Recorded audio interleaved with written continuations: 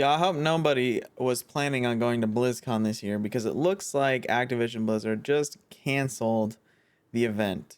And I don't think it's a surprise that it's due to all of these lawsuits and other things going on within the company and stuff like that.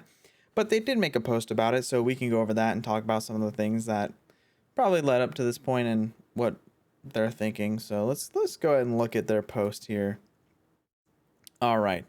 So we have reimagining Blizzard. And of course, that's just a nice way of saying, hey, we're trying to get our shit together because we fucked up pretty bad.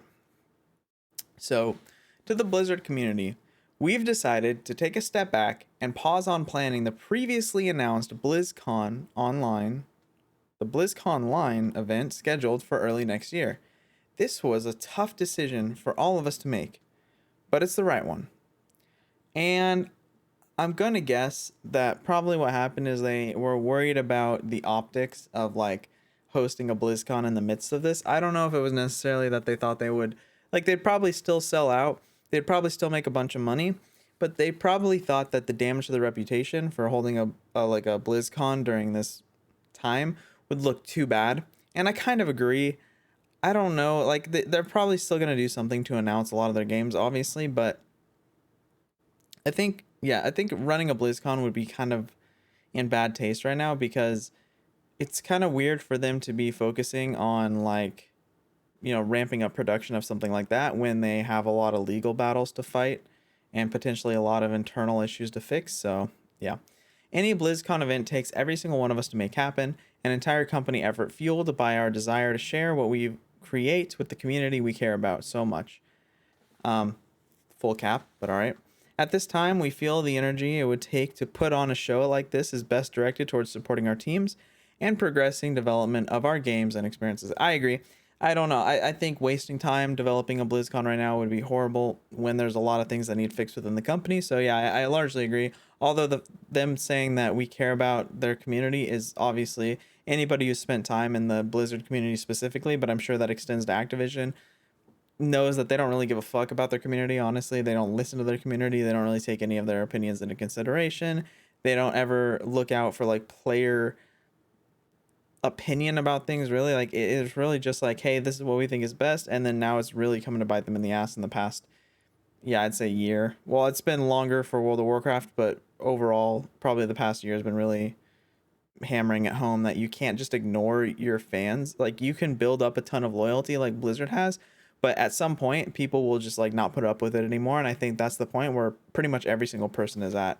So that's my opinion about that. So additionally, we would also like to take the time to reimagine what a BlizzCon event of the future could look like. The first BlizzCon was held 16 years ago, and so much has changed in the time since. Most notably, the multiple ways in which players and communities can come together and feel like they are part of something bigger.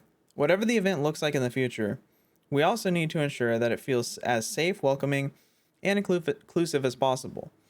We're committed to continual communication with our players, and we see BlizzCon playing a big role in going forward.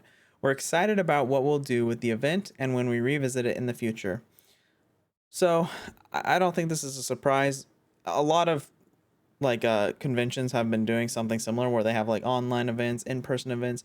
I think E3's been doing that for a long time now.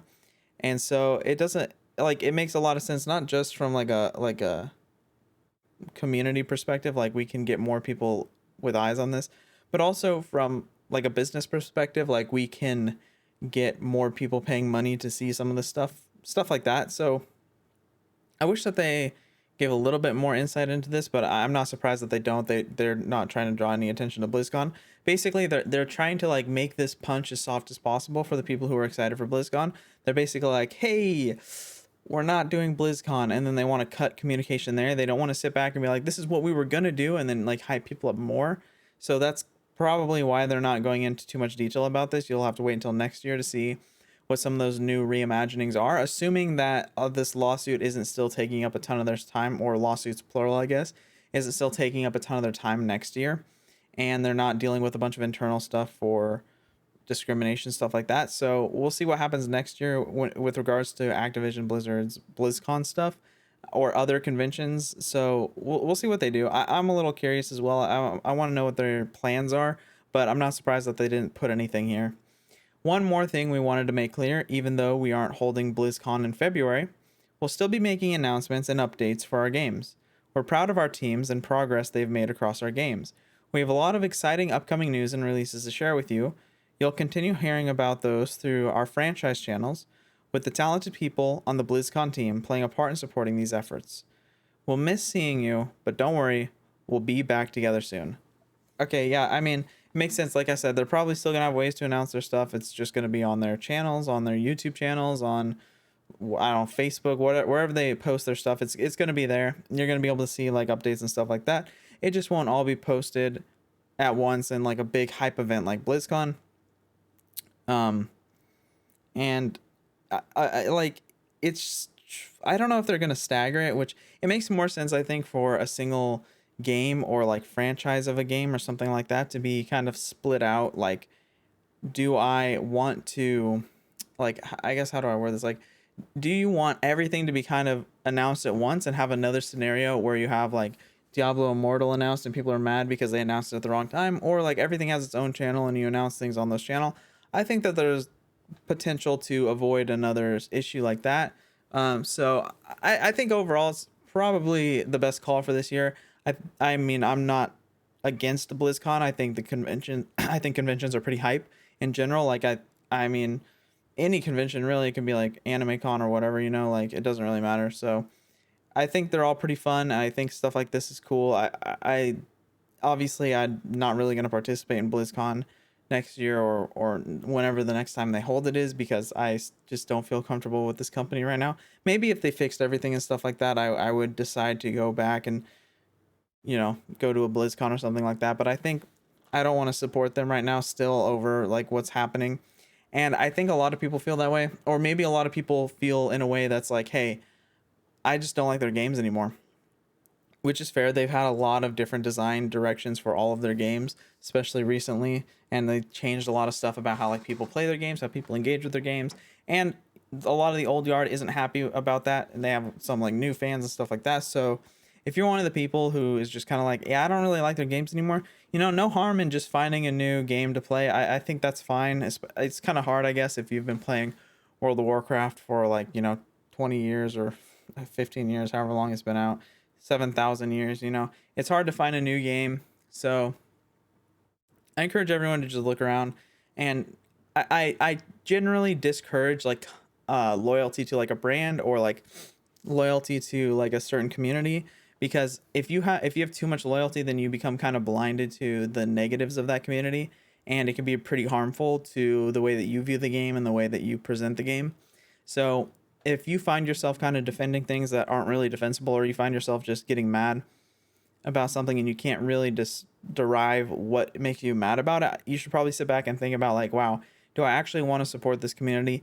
I know that I have a lot of emotional investment in this, but is it really the best thing? And if you can think about that to yourself and kind of come to a conclusion on your own, then I think that you're in a good position. And I think that you might be able to find a new game to play, or, you know, even find yourself enjoying this game more, because it doesn't make sense for, you don't need to apologize on behalf of a company. Now, you can, of course, disagree with people. Like, I disagree with people all the time about, like, different things within games or within, you know, different aspects of whatever.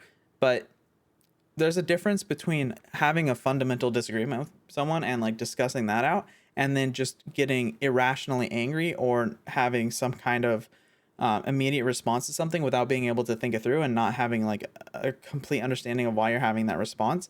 And I feel like that's what happens a lot in these communities, where people are like, dang, WoW used to be so good, it just sucks now. And then people just instantly get mad and they're like, WoW doesn't suck, or you know, like, WoW has always been good, or you're just bad at the game now, or something like that. And they don't really think about like any of the points that some people are making about why they feel the game is bad, about why other people might feel the game is bad. And when you don't take into consideration those things, you're really hindering, you're not just like coming off as like an asshole. Like, I don't even think there's necessarily something wrong with an asshole, but you're not even coming off as like an irrational person. You're also kind of hindering your ability to assess things and to have fun, I think. Because if you can't even objectively look at a game and be like, yeah, this part is different, this part is does derive this kind of different aspect for people than it used to, you can't even look at the game in that sense and like come to an honest conclusion about whether you personally think that's good or bad for the game and whether you personally think that's fun or not, then you're kind of lost in the sauce a little bit. But hey, that's my opinion on all this. I would love to hear what you think down in the comments. Just let me know if you think I'm an idiot. I'll respond to you. I don't delete any comments usually. If you say something racist, I'll probably delete it though, so don't do that. Or, but regardless, I'll respond to you. I'll have a conversation with you. If you disagree with me, we can have it out in the comments. But yeah, if you enjoyed the video, please like and subscribe to the channel. I've been trying to grow, and I don't just want to do Blizzard stuff. I do some other stuff too. But if you have other ideas for stuff for me to cover, something that you think is interesting, let me know. I'll look into it. If I think it's interesting too, I'll cover it and we can talk about it together there. But yeah, that's it for the video. Thank you so much for watching. Peace.